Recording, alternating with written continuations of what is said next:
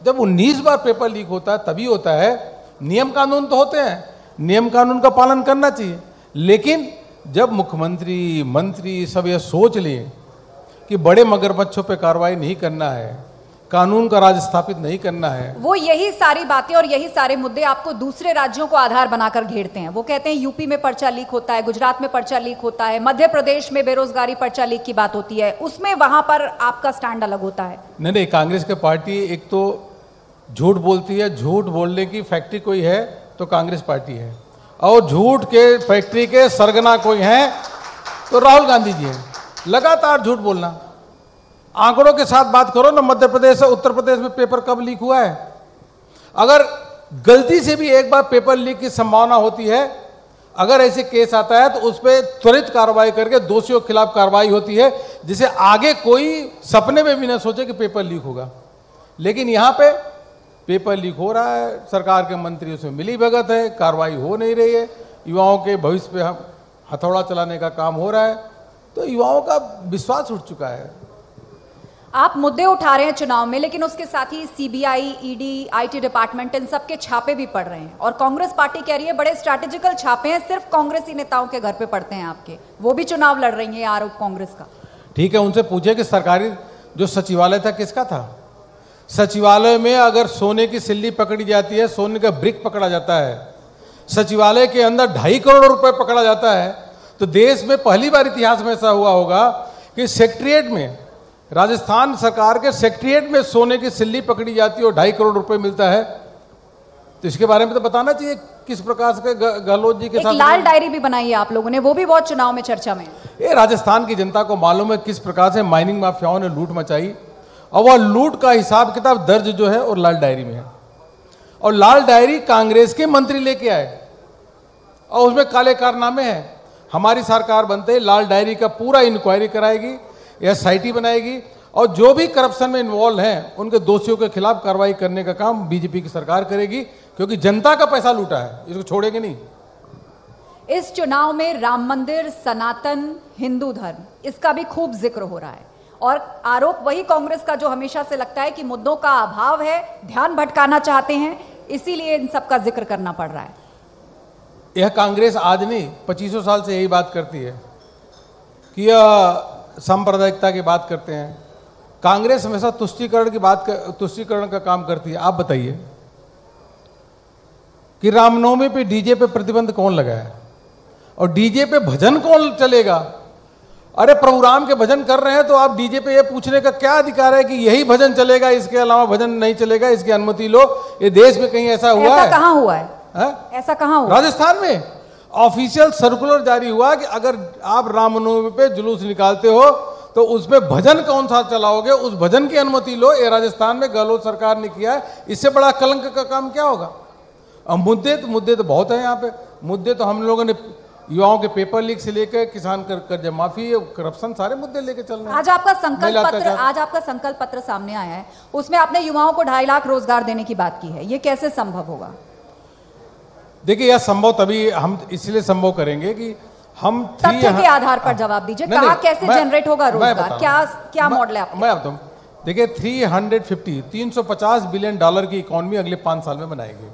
उसके लिए क्या? फ्रेट कॉरिडोर बनाएंगे, प्रोसेसिंग कॉरिडोर बनाएंगे, 13 इंडस्ट्रियल पार्क की स्थापना होगी, अलग अलग प्रकार के इंडस्ट्रीज का यहाँ पे नेट अपना जाल बिछेगा। उसके अलावा ओडीओपी जो है वह केंद्र की सरकार की योजना के साथ प्रदेश की सरकार उसमें लग करके उसमें भी जो यहाँ के जो प्रोडक्ट है उनको निर्यात करने का उस अवसर उपलब्ध कराएगी। तो आप क्या कहना चाहते हैं? अभी राजस्थान से जुड़े हुए प्रोडक्ट्स को कोई देश दुनिया में जानता नहीं है, एक भी इंडस्ट्री नहीं यहाँ पे। गहलोत जी बताएं तो कितनी इंडस्ट्री आई। हम 50 लाख युवाओं को रोजगार स्वरोजगार देने के उपलब्ध कराने का हमारा संकल्प है। अब आप बताइए, सरेआम ज्वेलर को गोली मारी जाती है, कानून व्यवस्था ध्वस्त है, जंगल राज है, कैसे उद्योगपति आएंगे? उद्योग कैसे लगाएंगे? राजस्थान का नाम सुनते ही डर लगता है, लोग यहाँ उद्योग नहीं लगा रहे हैं, भाग रहे हैं। मतलब राजस्थान अपराध के मामले में नंबर 1 प्रदेश बन चुका है, महिला अत्याचार में नंबर 1 है। आप जब महिला अत्याचार और क्राइम की बात राजस्थान में उठाते हैं तो जवाब आता है कि कोई घटना अगर उत्तर प्रदेश में हो, मध्य प्रदेश में हो या बीजेपी शासित प्रदेश में हो, तब आप लोग उस पर जवाब देते नहीं बनते। यहां से जुड़े किसी भी मामले को आप राजनीतिवश उठाते हैं, उछालते हैं? 35,000 केस महिला उत्पीड़न के राजस्थान में हुए, 35,000। एनसीआरबी की डाटा कहते हैं कि राजस्थान महिला उत्पीड़न में नंबर 1 है। करौली की घटना कोई भूल नहीं सकता कि महिला को किस प्रकार से गैंग रेप किया गया, उसके बाद उसको गोली मारी गई, उसके ऊपर एसिड डाला गया, फिर नदी कुएं में फेंका गया, और फिर भी पुलिस जाके समझौता करा रही थी। डॉक्टर करोड़ी लाल मीणा धरने में बैठे, तब जाकर के केस जनता के सामने आया। खाजूवाला की घटना भूल नहीं सकते, गंगापुर की घटना भूल नहीं सकते, भीलवाड़ा में लड़की को जिंदा जला दिया जाता है भट्टी में, उन घटनाओं को कैसे भूल सकते हैं? 35,000 घटनाएं घटी साहब, ये कोई 100-200 की नहीं है। और यह इसलिए घटी, मैं आपको कारण बता रहा हूं कि जितने भी पुलिस प्रशासन के लोग हैं उनकी पोस्टिंग कांग्रेस के विधायक और मंत्री के कहने पर हुआ। उनकी सब्जी ले आने का काम करते हैं, उनकी दरबार लगाते हैं, उनका कानून व्यवस्था में कोई रुचि नहीं है। और कोई घटना घटती है, घटना घटने के बाद वह जाकर केस रफा दफा करने के लिए दबाव डालते हैं। ऐसा कैसे होगा? जब कानून का राज नहीं होगा तो कानून व्यवस्था कैसे लागू होगा? 12 से 13 महिलाओं के साथ बलात्कार प्रतिदिन यहाँ राजस्थान में होता है। और स्वयं गहलोत जी गृह मंत्री हैं, स्वयं गृह मंत्री हैं, उन्होंने, इससे बड़ी शर्म की बात क्या होगी, गहलोत जी ने एक बार भी असेंबली में कानून व्यवस्था की बात नहीं कही है। ऐसा कोई मुख्यमंत्री होगा क्या? एक बार भी नहीं की है। और खुद गृह मंत्री भी है। गृह मंत्रालय आपसे नहीं चलता था, आप छोड़ देते क्यों? राजस्थान की जनता पहले छोड़ देते तो इतनी जान नहीं जाती राजस्थान की जनता का, और महिलाओं पे इतना अत्याचार नहीं होता।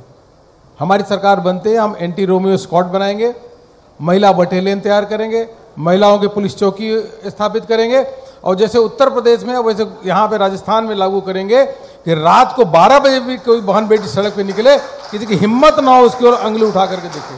अब आपने यूपी का जिक्र कर ही दिया है तो मैं पूछ लेती हूँ, वहां तो बुलडोजर भी चल रहा है माफियाओं पर, वहां तो बुलडोजर भी चल रहा है माफियाओं पर, आपने यूपी का जिक्र कर दिया है तो बिल्कुल, माफिया जो है, जिन्होंने अत्याचार किया है, जिन्होंने गरीब जनता का लूटा है पैसा, उनके खिलाफ सख्त से सख्त कार्रवाई होगी एसआईटी बना करके, जिसे आगे कोई ऐसी घटना न करे। राजस्थान हमारा शांतिप्रिय प्रदेश रहा है, शुरू से अशांत कर दिया गहलोत जी। कभी भी कुर्सी की लालच इतनी तेज नहीं होनी चाहिए कि कुर्सी के लालच के कारण सारे ही समझौते किए चले जा रहे हो। ऐसा नहीं करना चाहिए। भगवान से भी गहलोत जी को डरना चाहिए था, वो डरे नहीं। साधुओं की हत्या होती है, मतलब आप बताइए, मैं आपको बताऊं कि ऐसा कहीं होगा कि संत विजय दास जी 551 दिन 551 डेज धरने पे बैठते हैं। 551 दिन धरने पे क्यों बैठते हैं? कि जो माइनिंग हो रही है, आदि बद्री पर्वत की खुदाई हो रही है, उन्होंने कहा भैया हमारा पूजा का स्थल है, कम से कम इसको तो बचा लो। लेकिन बचाया नहीं, खुलेआम लूट हो रही थी। वो धरने में बैठे, अंत में 551 दिन बाद उन्होंने आत्महत्या करनी पड़ी। ये कैसे हो सकता है? राजसमंद में पुजारी दंपतियों की हत्या कर दी जाती है। और कानून व्यवस्था की स्थिति है कि जयपुर के अंदर महिला के साथ एम्बुलेंस के अंदर बलात्कार होता है, और जयपुर में शिक्षक जो है उसको जिंदा जलाया जाता है। ये जयपुर की घटना है।